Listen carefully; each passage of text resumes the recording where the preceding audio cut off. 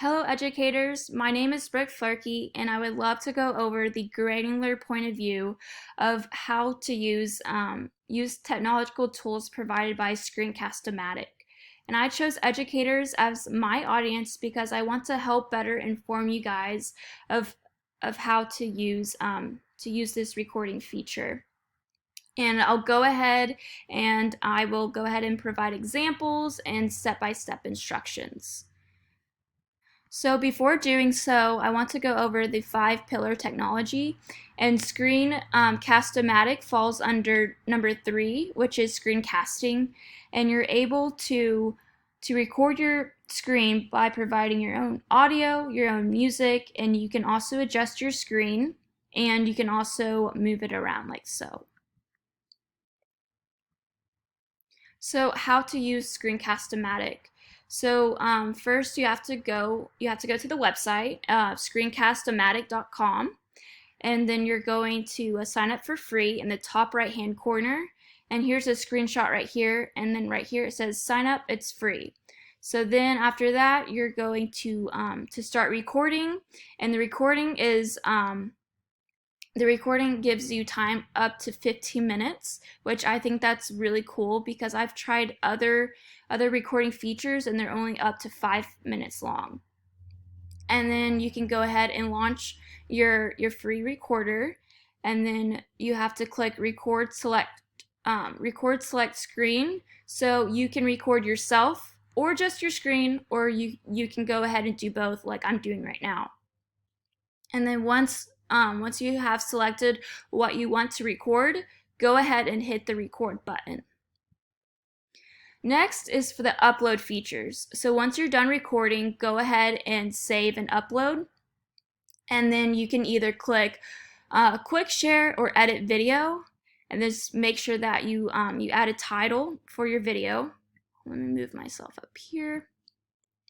And then it also provides different kind of options for your uploading. So there's video file, upload to Screencast O'matic, YouTube, or Google Drive. And so here's a screenshot of that right there. And then before you're publishing, you can go ahead and change your visibility. So you can change it for unlisted, or you can go ahead and add a password to that. And then for my side note, you can create a channel, which is another cool feature on this website, and you can upload the videos by choosing upload to Screencast O'matic. So I'll further explain the channel feature in a second. Okay, so for the image tool, you can go ahead and click camera icon, and then you'll go ahead and click and drag to select the area to capture. And if you decide that you don't want to screenshot, you can go ahead and click escape on your keyboard, or you can go ahead and click enter to capture your full screen. Next, you will go ahead and open your screenshot editor or your folder, or publish your screenshot to the web. And then you can also add images to your video, but this is actually part of the upgrade feature. And I have provided right here is an example of that. You can add your own little text box. You can add your shape, such as an arrow in that. And I think that's really cool. Okay, so next is the channel tool. And I was talking about this one earlier, and this is a really cool feature. It's in Screencast O'matic, and here's a screenshot right here. And you can go ahead and also see your views on here. There's this little eye icon thing on there. And also this also provides easy access for your students to access your videos. Or they can also use, like I said earlier, YouTube or a Google Drive. And then there's also a how do I use channels, and there's a little link right here for that. And I've also provided the link below later in the presentation. The next thing I would love to talk about is engagement tools.